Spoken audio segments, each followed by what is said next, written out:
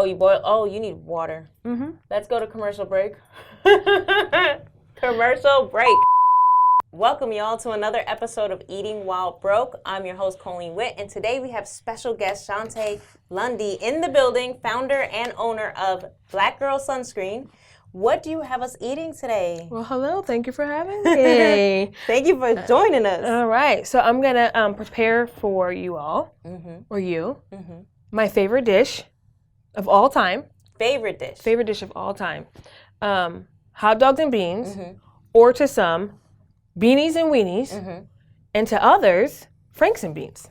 Franks and beans. So it can be called three things, one of three things to many different people.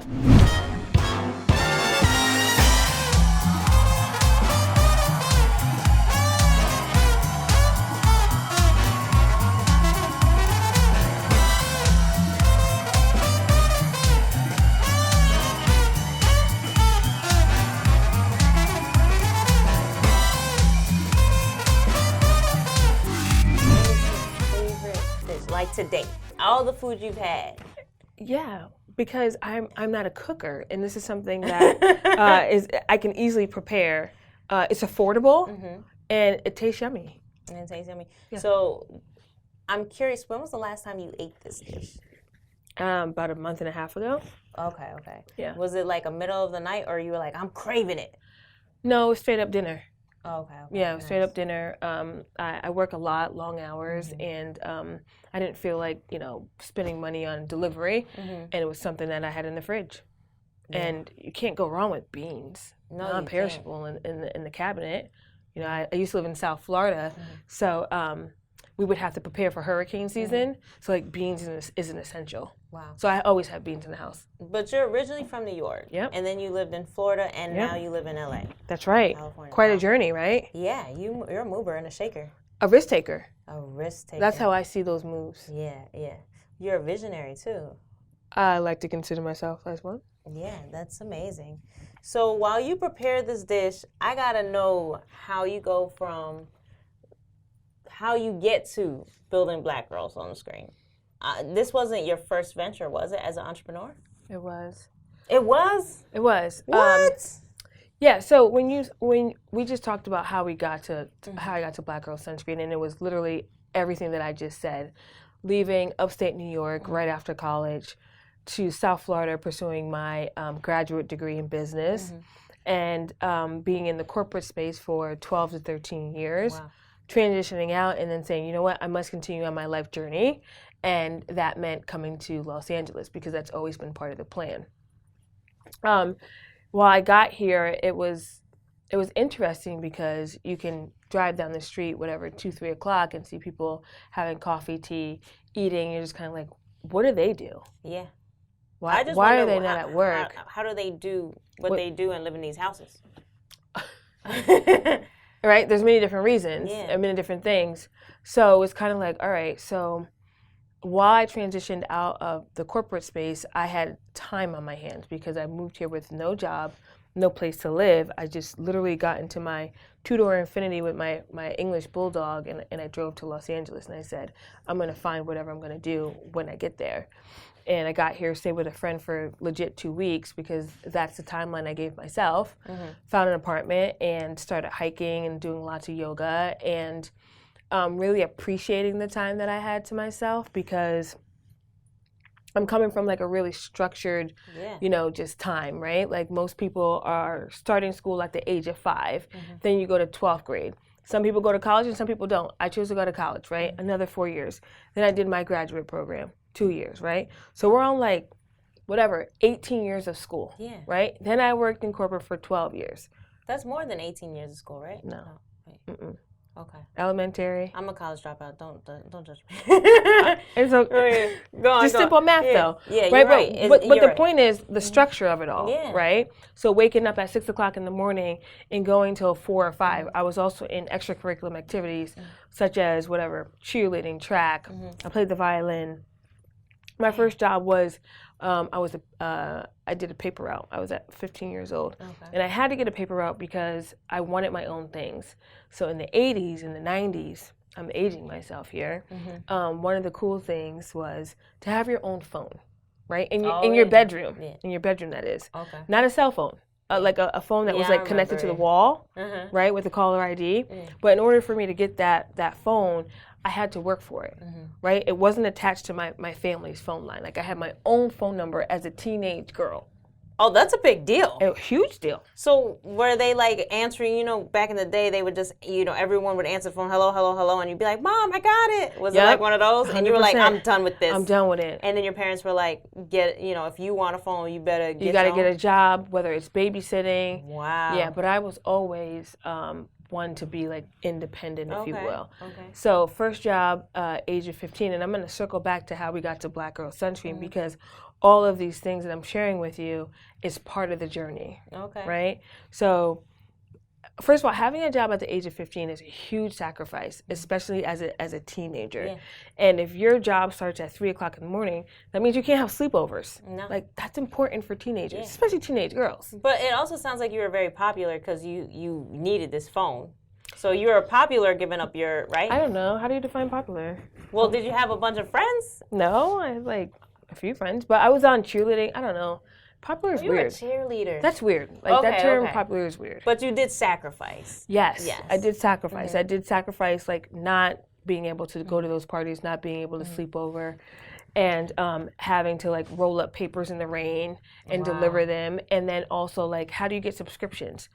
To how do you get new customers? So that's where the salesmanship came in, and that's how I learned. So anyway, fast forward to being in Los Angeles. I said, you know what? I'm going to take this time because I didn't have a job. I didn't have anything I wanted to do. But at this point, you quit corporate America. I'm just curious, what is your thought process when you're deciding to quit? Because it sounds like you're a clean slate. You moved to LA clean slate. Yeah. So what is the triggering moment where you're like, I want to break? I felt like I've done everything I needed to do in Miami. Okay. I wanted to change the pace. Okay. Different scenery. It was time to go. I finished what I was doing. And maybe I shouldn't even have stayed that long, right? Because I went to Miami to do my master's. And I found a job. Okay. So it was just like, okay, like continue on the path. Like I still don't think that Los Angeles is a final stop for me. Oh, okay. Okay, the story's gonna get. I'm open. I'm just open. Yeah. I'm just open to always expanding and building and trying new things. But now, when you're moving to LA, you're leaving stability at this point. Says who? Well, I'm curious. You're leaving stability, right? I don't know if I'd be leaving it. It was just like a piece, like a stopping point. So I can always come back. Gotcha. Yeah. I go to New York very often. I go to South Florida, Miami very often. Yeah. So I don't think I'm leaving anything behind. It was just kind of like a touch point. Yeah. Yeah, I made my mark, penetrated the market, cultivated great relationships, and built Black Girl Sunscreen here. So now what if we have a team in Texas? Yeah. Or a team anywhere in the country? Yeah. That's how I see that. Yeah. Well, let's start trying to whip up some of this dish. Okay. And I'm imagining this dish only takes like 5 minutes. You're just heating it, or what? How do you do this? All right. So we have our boiling water. It's not boiling. So let's turn this on. So I'm a non-cooker, and that's why this is one of my favorite dishes. Because I don't cook, right? And it's just something really easy. Yeah. All right. So we have. Yeah, and watch out because it gets hot. Yeah, I see it. So we got 2 pots. One of that will be boiling water, and then the other one where we're gonna put the beans. So. Early 80s, 90s, we did not have like the flip, right? So that's good that it's just kind of like a regular like can. Just pop that open there. Okay. A lot of juice, but we'll make do.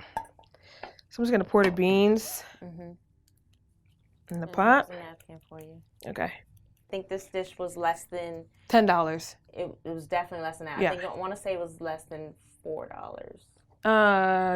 Depending on what type of hot dogs you bought. Exactly. Yeah. I was gonna say depending on my hot dogs. Like I could have really came up if I went to the dollar store. This would have been a $2 meal. So while those heat up, and I'll help keep a close eye. And the water has to boil before you put the hot dogs in. Correct. Some people Put the hot dog in the water while it boils? I would literally watch my husband boil spaghetti, and he put the spaghetti in the water before the water boiled, and I was completely confused. I've never seen that done. But needless to say, it came out as spaghetti, but I would never authorize that, so now I ask. Yeah. So I've been eating this meal since I can remember as a little girl. Being from upstate New York, Newburgh, is a place where you must leave if you have any aspiration of being anything. Yeah. You know, I grew up in the early 80s, and that was like the crack epidemic. And there wasn't much happening in Newburgh. So if you had like a decent job, you would have to travel down to Manhattan, take the train and, you know, find work. So this meal was very affordable for my family. I am the oldest of 6. Ooh. Yep. That's also why you wanted another phone line. Well, you know, there were 4 of us in one household, and then the other 2 in another household. So my parents were both in the military. So I was born in Fort Knox, Kentucky. Oh, wow. My parents were only married for 1 year and got a divorce, but at least they were married. Yeah. And I grew up on my mom's side, but there are 6 of us. So anyway, my mother had to feed, you know, 4 of us with not much means, honestly. Not that she was a young mom. It was just kind of like she had to do what she could. Yeah. And this was just our go-to meal. Hamburger helper was another go-to meal. We also love like grits and eggs and bacon for breakfast. I can't say that word. Oh. It's really bizarre, but I can't. So, you know, the thing is, like, I took this meal all the way through college because it was just something that reminded me of like being home and like feeling safe and just affordable and good. Yeah, and it never gave you that instinctual, like, you know, I know on Eating While Broke, we call these dishes like broke dishes, but you didn't ever feel like, oh, I'm eating this broke dish. You felt like this was your comfort meal, per se?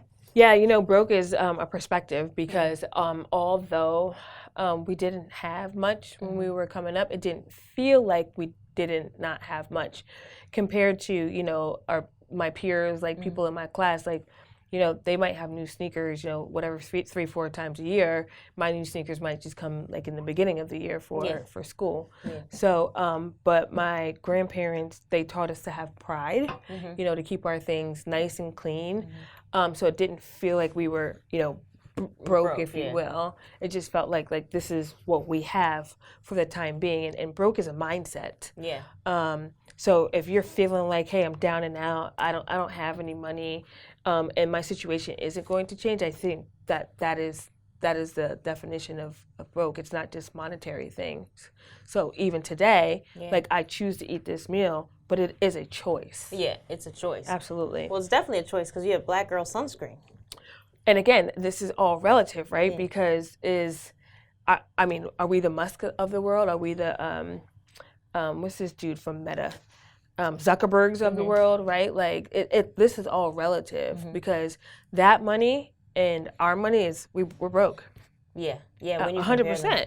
I was just on the phone call with someone today, and no one judged me on this show, but I've been going through my own personal, but I said something like, well, you know, at minimum, in LA market, I have to make like at least 150, and the guy stopped me, and he was like, 150,000? And he started laughing. He was like, you mean 150 million?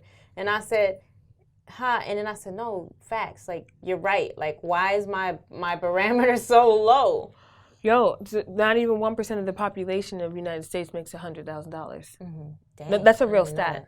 That's a real stat. Yeah. Yes. So again, it's all relative. It's relative on where you live, you know, how you spend your money, all of that. 6 figures for a person is an accomplishment. Yeah, except for in LA, it feels like because this is La La Land, and you have to understand that, and it's hard to remain grounded here because when you drive around and you see 20 G-Wagons, and everyone has a Tesla, you're like, oh shit, what am I doing wrong? Am I doing something wrong, or what am I not doing right? And how do I get that? It's all about your mindset, though. Speaking of mindset, I want to circle back to you at corporate America. Yep. You have a graduate degree. I'm going to just assume you're making great money. You're moving up the corporate ladder. You decide you want to exit. What is the reason you wanted to exit? I felt like I learned a lot from my corporate positions, and I felt like there was nothing more for me to do there. So she's adding sugar to the beans. I sure am. We're going to sweeten it even more a lot of sugar. than it was. And I use white sugar because that's what it was in the 80s and not brown sugar. It wasn't brown sugar. No, it wasn't brown sugar at all. all. So now when you make it, do you use brown sugar or do you still use white? I still use white. I use white sugar actually for everything. And people on me like, why are you using? And I did not have a wooden spoon. Also, I would just probably shake it up or use a metal spoon. It is what it is, right? Yeah.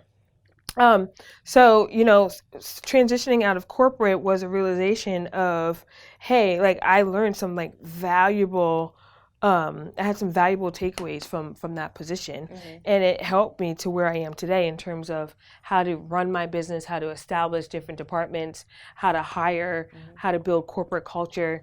So it wasn't that, hey, I have this awesome idea for a product, because that's just one piece of it, but how do you run the business? Yeah.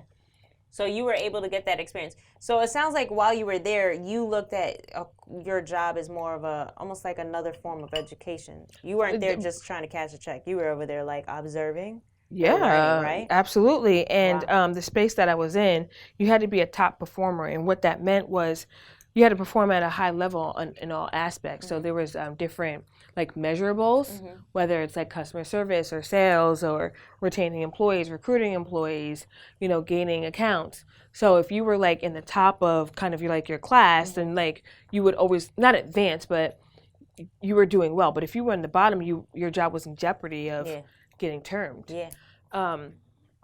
So it taught me like I was always competitive, but this is on a different level, right? You're competing against whoever people you don't know for money, for bragging rights, for promotability, and I just learned a lot from that space. I have nothing bad to say about my corporate experience, at all. And again, like I wouldn't be here if it wasn't for those things. Now, while I was a corporate, I also was enrolled into a PhD program. Okay. So one of my goals in life is to become a doctor, a professor, if you will. And I had to transition out of that as well because it was a lot. It was corporate, PhD, and then Black Girl Sunscreen. And so you're working on Black Girl Sunscreen this whole time? Not the whole time, 2015, 16. So I transitioned out of the one job after 10 years, moved to Los Angeles. And then, your money kind of runs out, of course, doesn't it? Yeah. So I didn't work for 4 months, best 4 months of my life. And that's how I came up with the concept of Black Girl Sunscreen, because I had the freedom to let my mind just run wild, right? So when people go on vacation from their jobs, it's kind of like, oh, all right, I have 7 days off. Great. Disconnect, do whatever you want. Yeah. But guess what? On that 8th day, you're back at work. Yeah. So when you take time off 4 months, 5 months, there is no oh shit, I gotta go back. Yeah. You're just doing whatever you do. Yeah. And I've never had that freedom before because I've been so structured. School, work, you know what I mean? Up at 6, bed 11, 12. Yeah. On repeat. Yeah. Coming to Los Angeles, it was like la la la la la, la la la la la. Yeah, yeah. I don't have shit to do today. I'm going to do yoga. I'm going to go to Baldwin Hills and take a hike. I'm going to walk my dog. I'm going to just be aimlessly the buildings are pretty. And that's when I was able to just think of different ideas. I have a lot of ideas always. And my friends would ask me hey, we see you're out in the sun pretty often. Are you protecting your skin? And my response was do you see the sunscreens that are on the market and do you see my complexion? And they're like, yeah, but you should probably do something about that because you're going to burn. And they would say oh, let's go to this rooftop party or let's go to the beach. And I'm like, okay, so we need an umbrella or I need an awning because I'm not getting darker and I don't want to burn. And that's what your friends were saying? They would ask me, put on sunscreen because I have a very diverse group of friends that do wear sunscreen. Yeah. Right? And they're not all my complexion. Yeah. And I would be very hesitant. But legit pay $25 for an umbrella because I didn't want to get darker. And that was my own insecurity. I'm a dark-skinned woman. What does that mean to get darker? And why don't I want to get darker? And that wasn't beautiful in society in 2015. No, it wasn't. No, not at all. Yeah. It's crazy. I have that discussion all the time because I feel like not knocking men, but I feel like I'm gonna say the controversial stuff. We're gonna eat the yeah, we're definitely gonna eat. Okay. Going back to what you were saying, I feel like men, and I'm gonna say it, black men especially, and I don't want to stereotype or generalize, but I do feel like they lean towards lighter complexions, and it comes from such a long line of betrayal, and we've been fooled for so long, and it's always great. I think when what was the movie with Michael B. Jordan that came out a couple of years ago, where they had Lupita as the lead. What was it called? Not Black Panther. Black Panther. I spaced on Black Panther. Yes, when Lupita was the lead in Black Panther, I practically cried because I thought, about damn time. You know what I'm saying? Yeah, but let's go one step deeper. They didn't win any awards. Oh, they didn't? I didn't even realize that. That's crazy. No. I don't know if one hot dog is enough for you, but it's fine. You're gonna have to cut this up in there, okay? Okay, I can do that. And then we're gonna add more sugar because I'm a sugar fanatic. I know. Don't judge me. I'm a sugar person too. So you're out there. Your friends are like, hey, you should be wearing sunscreen, and then you're doing all these things to protect your skin, but you're not wearing sunscreen, essentially. Negative. We didn't. So first off, black people don't grow up with the word sunscreen in their house. No. With the notion of wearing sunscreen, most don't anyway. Mm-hmm. And we have been taught that melanin is built into our skin. Yeah. That melanin is our protector. It's our superpower. So why are we taking away our superpower? Mm-hmm. Right? Like that's the feedback today that we would get as a corporation. Yeah. Like, why are you doing this? Not so much anymore. Oh, but they still say it today. Of course. There's always going to be naysayers. I'm not going to lie. I was that girl that would be like, people be like, do you wear sunscreen? Be like, I'm black. What? But every once in a while, like my nose would burn.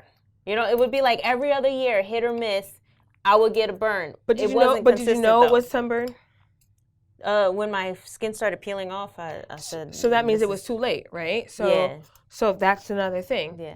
You got sunburn. You didn't know it was sunburn. I had no idea. And then your nose started to peel, or whatever part of your body started to peel, and then you're like, oh crap, I have sunburn. Right. I had no idea it was possible. And that's the disconnect between, professionals, industry, healthcare professionals, and our population is that it's not caught until it's too late. Yeah. So that's why there hasn't been marketing or communication to people of color because it's detected at later stages. Yes. And then I did realize for the first time ever in my life, shout outs to Kidding's wife, Asia. She owns a Smooth Skin Lounge, and I went to get my first facial. And, I asked what was your age? It was like a couple weeks ago. I know. But I'm 37. I'm 37. There's no judgment, but listen to that. You got your first facial. At 37. At 38. Have you been to the dermatologist before? No. Okay. So this is an issue within our community that people of color are not going to the dermatologist. They're not having annual check-ins in terms of like full body skin, right? We're not taking care of our skin the same way of our lighter skin counterparts. And this is why Black Girl Sunscreen exists, because we're here to talk about the whys instead of the buys. So like set aside sun care, right? Yeah. Think about your skin. Yeah. Exfoliating, moisturizing, toning. There's so many things that you need to take care of. You look fantastic, right? We're not going to give you 37. We're gonna backwards age you to 27, right? Because you do have melanated skin. Typically, our skin doesn't wrinkle; it will start to drop before anything. But let's say you catch that and you're like, hey, I got my skincare regimen, and then you're adding SPF. You're gonna be 50, looking like you're 35. Yeah. Well, one of the things I realized when I got the facial was the number one recommendation was wear sunscreen every day. Yeah. And I was like, every day? They were like, every day wear sunscreen. And I was shocked. Sugar? I'll do a little bit more sugar. Just a little bit? Just so I can be like, I can experience you. All right, well, here's my dish. Here's what it looks like. Sugar topped. Delicious. Got it?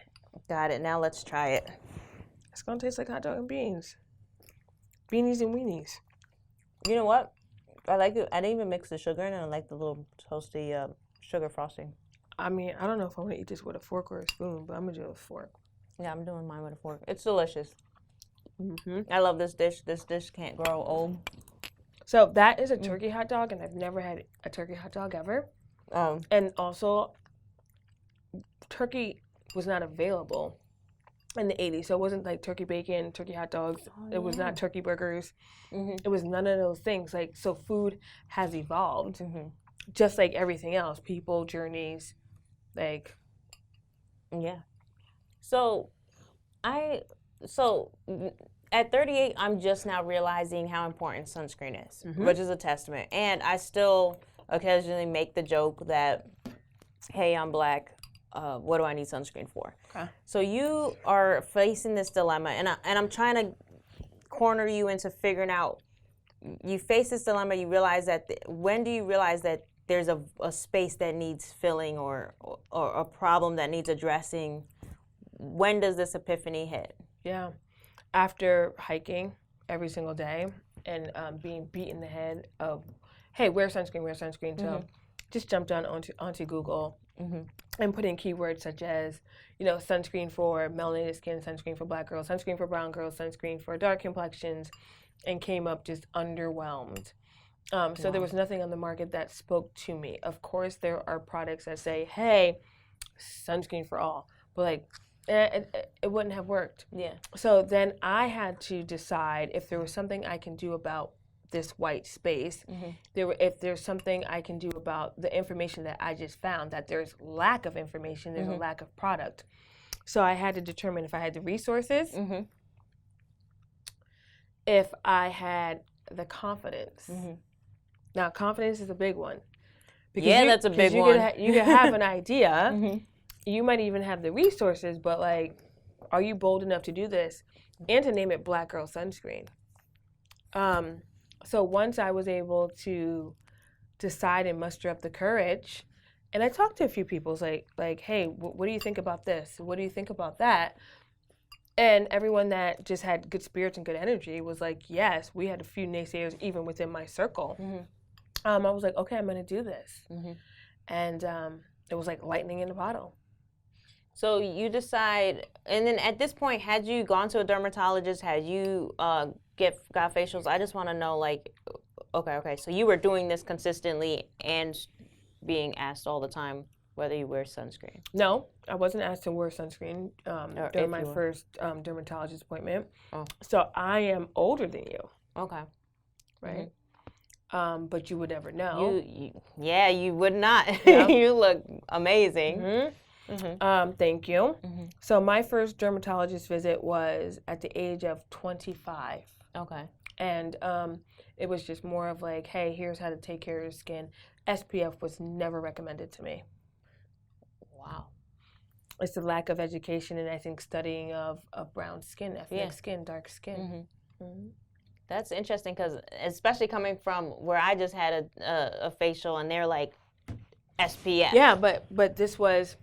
Yeah, this was 15 years ago. So I just aged myself, right? 15 years ago. But that's amazing, So the conversation has transitioned, right? Now people have started to incorporate SPF into their language. And it's also being received from the community. It's not like, no, I'm not using this. Women are asking about it. Now, I didn't do a lot of research into this, but I would imagine you're the first to market when it comes to black girl sunscreen targeted, right? Yep.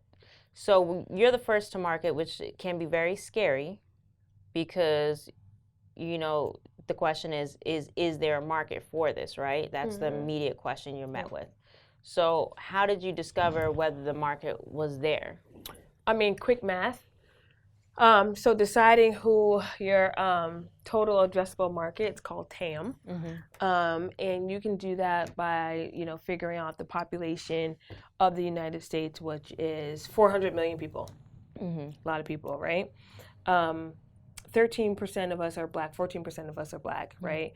So that brings us down to about 40 million people, okay, black people. Then you say, all right, half of those people are women. So now we're at 20 million potential customers. How many of those customers do we need to be successful? That's how I determined if this made sense or not to go to market. But now you're also faced with one other question, because yes, you have the market, but the market has been sold a bad bill of goods, right? Because through culturally we're taught, oh, we're melanin, so now you have this obstacle, right? Yeah. You have to overcome. Yeah. So what is your thought? You're like, well, we're gonna obviously the name was brilliant, but what was your thought when or you not or not? Yeah. But what was your thought process though, going, okay, we have this huge demo, but this demo has been lied to for years. Even me, myself, you said you went to the dermatologist at 25. They didn't have the education to support. So what was your like thought process going in, like, okay, not only do we have a product that's viable, that has a market, but the market has now been, they've been misinformed. So do you get what I'm trying to arrive at? Like, how do we get over that obstacle? It's just something that we think about today, and it's all about the why, not the buy, and to educate and to get to the folks that are at least open-minded. That's who we want to speak to, not necessarily people that are like, F sunscreen, I don't need it, our ancestors never wore it. That's literally our biggest competitor. Literally, our biggest competitor are people that are like, hey, I don't want to wear it, not other sunscreen brands. Think about that, right? I think that, so the number one obstacle is the education of sun safety within Black and brown people. Yeah. Period. So we are slowly chipping away. However, it has taken more than just Black Girl Sunscreen to continue on with the mission and vision.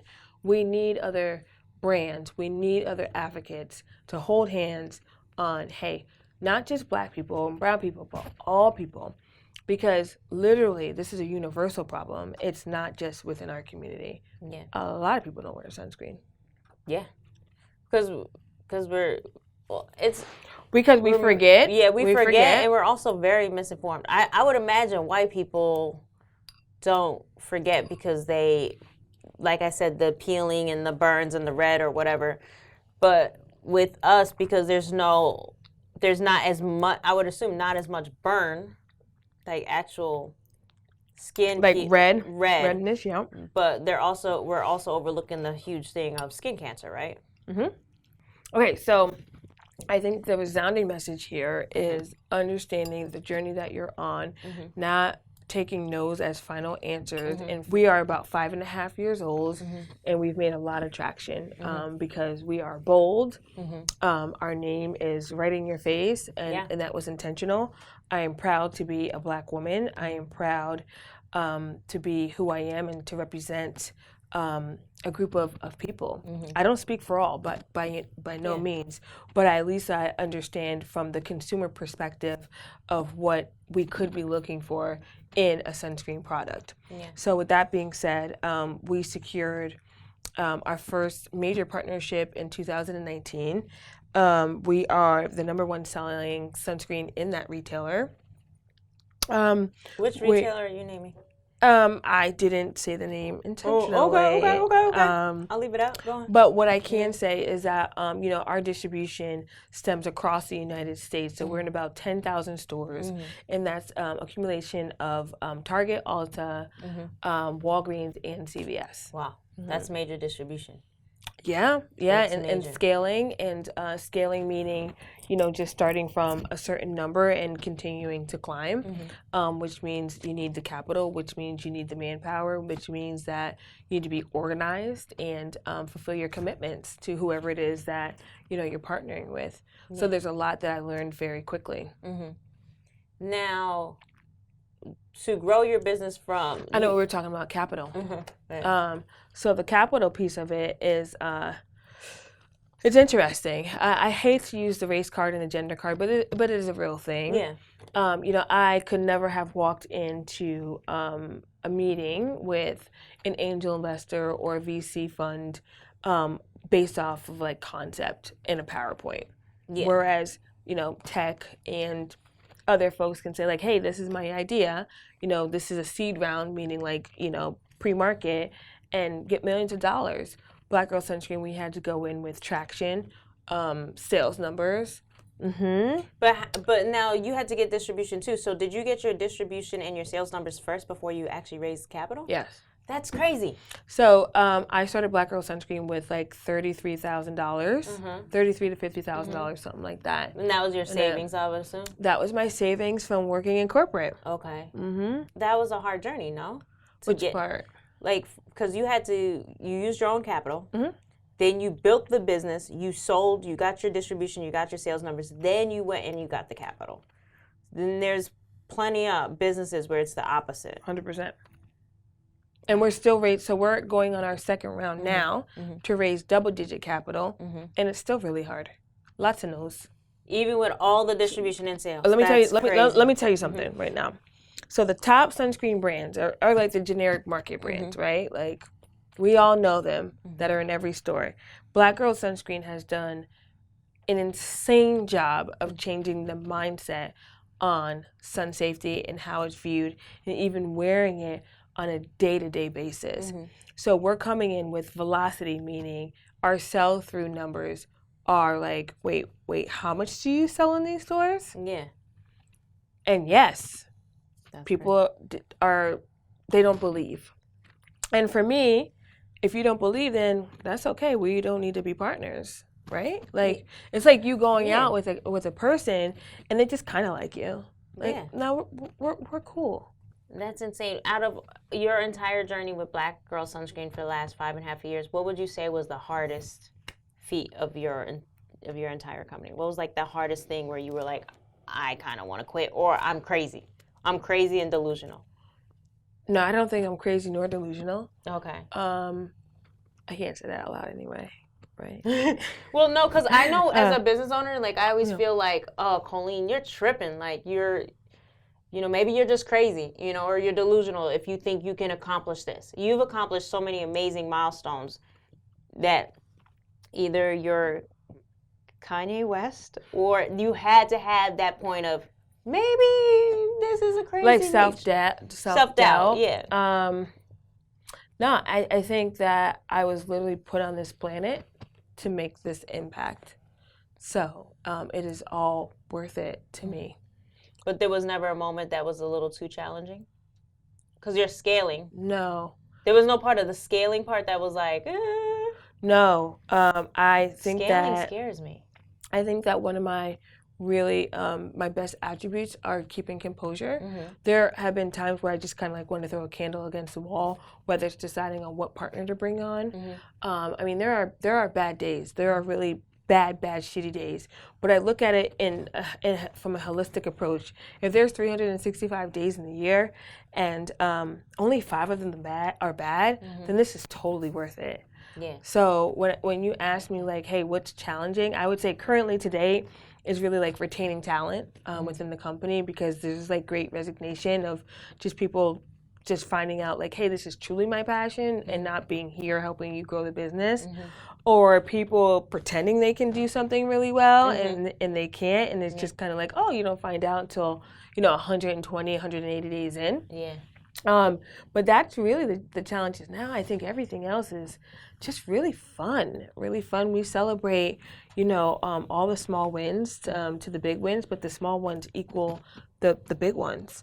I would say that, work-life balance for me is non-existent because Black Girl Sunscreen is who I am and what I'm doing. So I'm always thinking about different ideas, product innovation, marketing. Like I don't look at anything without a marketing hat. I just can't. Of course. So when I'm driving, like looking at billboards, bus stops, car wraps, I look at what people wear in terms of trends, like, what stores should Black Girl Sunscreen be in. It's that's where my mind is.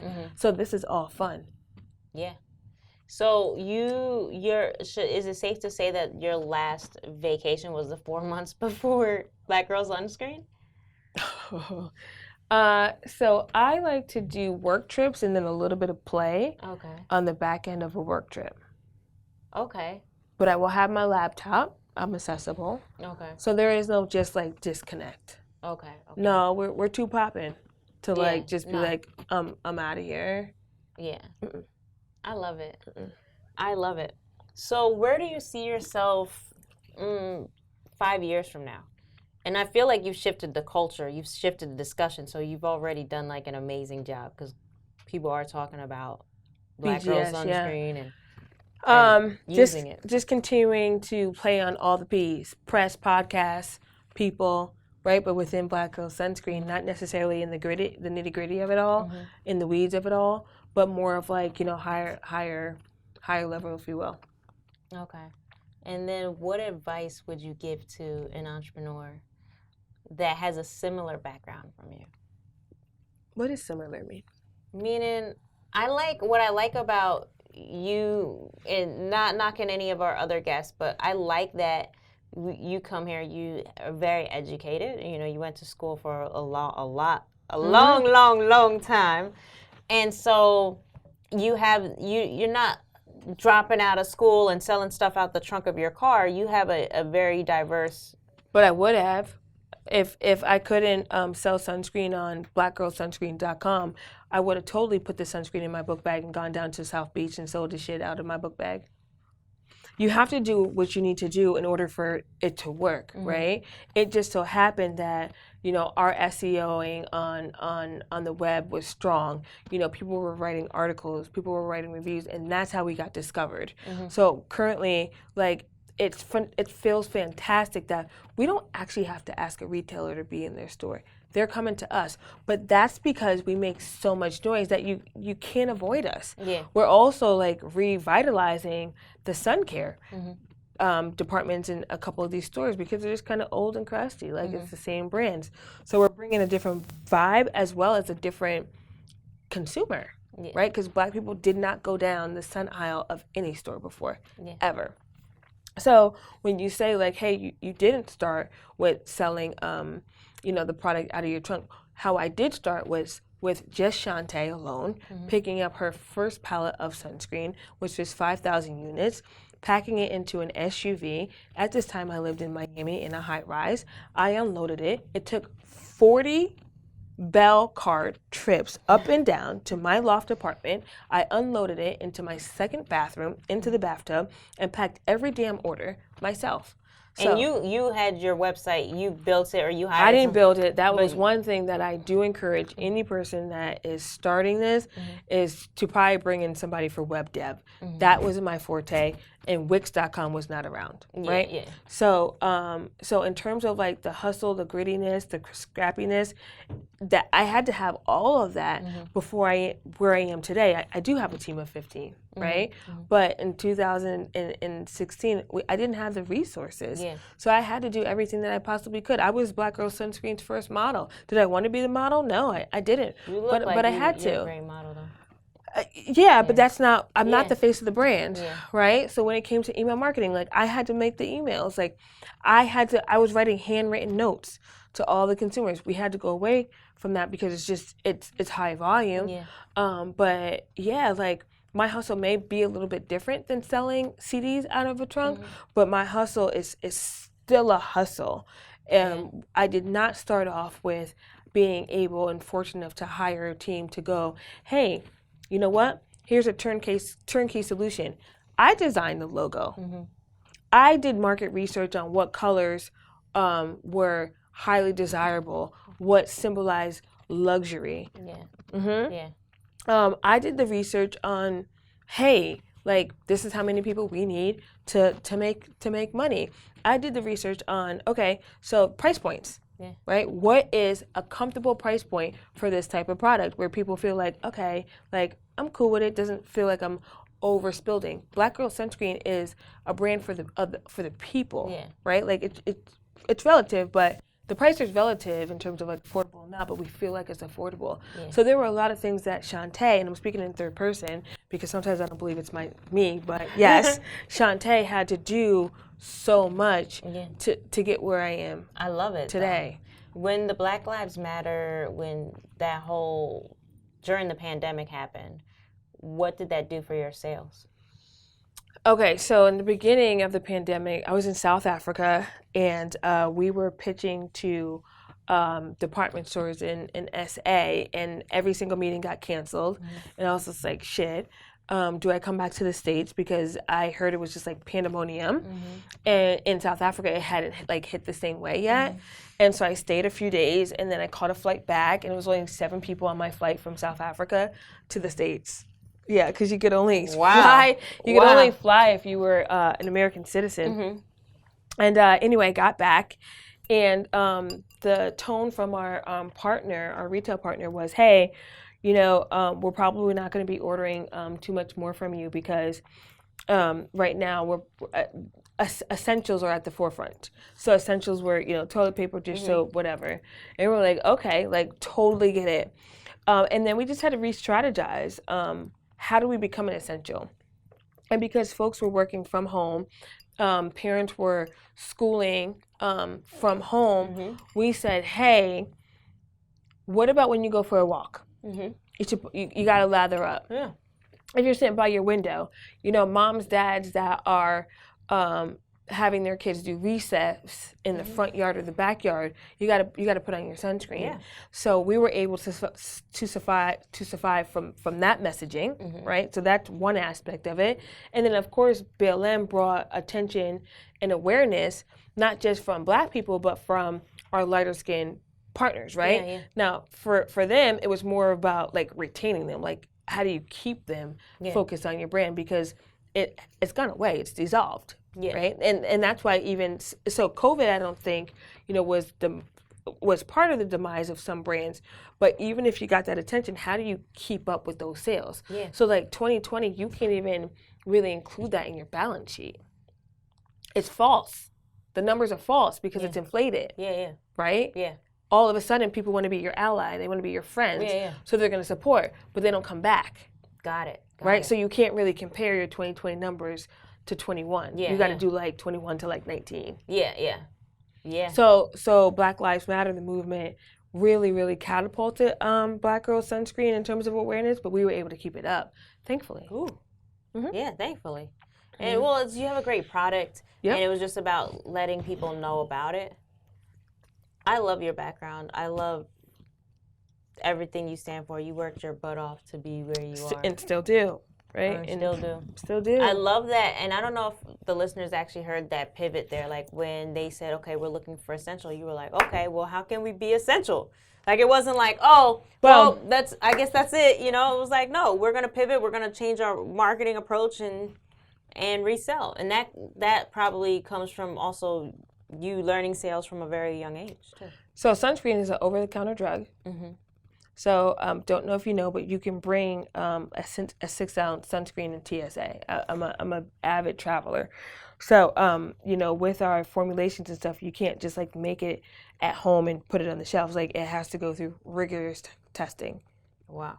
I didn't know that. So we're sold on like hospital websites, right? Because it's a preventative measure for cancer, right? And I'm not talking about that because it's a scary thing. We're not here to scare you to wear sunscreen at all. And also, melanoma cases are very low within, you know, the Black and brown community. We talk about, hey, wear it so you don't get sunburn. And then on the cosmetic side, hey, we want to prevent premature aging. Women want to maintain their youth. Yeah, that's why I got a facial. Right? Premature aging, fine lines, and then hyperpigmentation. And that's what we're really running with. We try to stay away from, hey, you're going to get melanoma and die. Yeah. Like, we don't want to talk about that. Of course. Well, I'm so excited for you to come and feed me. You ate it all. I ate it all. Of course I did. I loved it. I loved it, okay? And I loved it. What would you have made?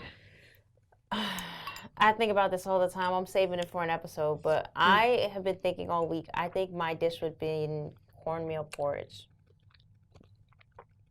That sounds complicated. You know what? I don't know how to make it. I'd have to call my mom, but my mom used to make it, and I used to love it when I was a kid.